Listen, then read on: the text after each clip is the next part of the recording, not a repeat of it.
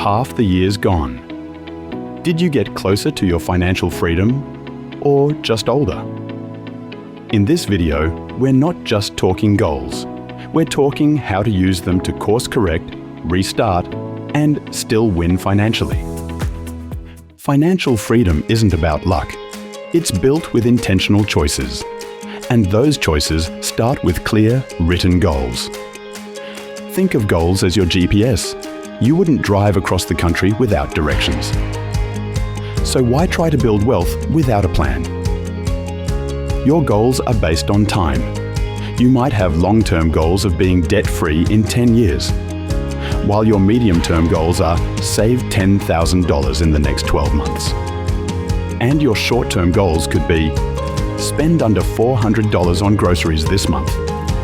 Whatever your goals are, write them down. Writing down your goals makes you 42% more likely to achieve them, according to a study from Dominican University. Now let's do a quick self-check. Ask yourself, did I make any progress on my financial goals since January? Have I tracked my spending consistently? Or did unexpected expenses derail me? If your answers aren't great, good. That's your wake-up call. You're not alone. We have stumbled on several of the goals set at the start of the year, but July is your reset button. We have got 6 months left. That's plenty of time to pivot and still get these goals across the finish line.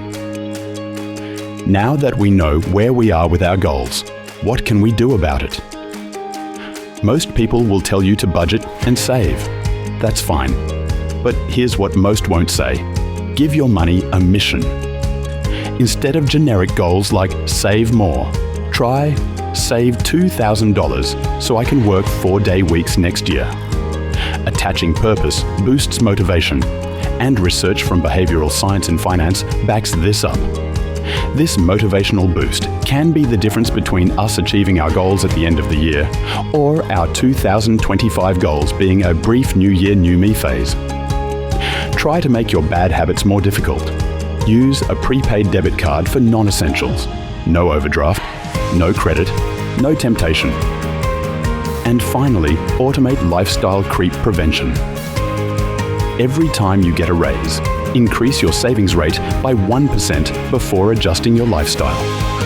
The Center for Retirement Research at Boston College found small automated increases lead to significantly higher retirement savings over time.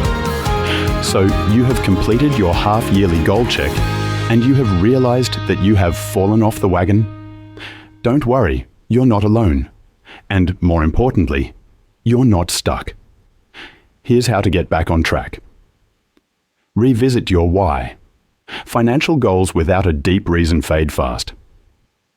Tie your goal to freedom, family, or future peace of mind. Break your goal into smaller pieces. Instead of pay off $15,000 debt, try pay $500 this month. It is easier for our minds to deal with smaller numbers, and momentum creates motivation. The last part to getting back on track. Track just one number. Whether it's your net worth, savings rate, or monthly spending, focus on one metric for 30 days. You'll naturally start adjusting behavior. Remember, financial freedom isn't about giant leaps. It's about consistent small wins. It doesn't matter if your small win is making lunch 3 times this week, moving $50 to savings today, or even saying no to a want disguised as a need. These micro decisions compound into serious progress. So, where are you now? And more importantly, where will you be in 6 months? If you are not where you thought you would be, it's okay. We are only halfway through 2025. Many of the wealthy are masters of small daily habits that help them achieve their small wins. Check out this video if you want to learn more about these habits.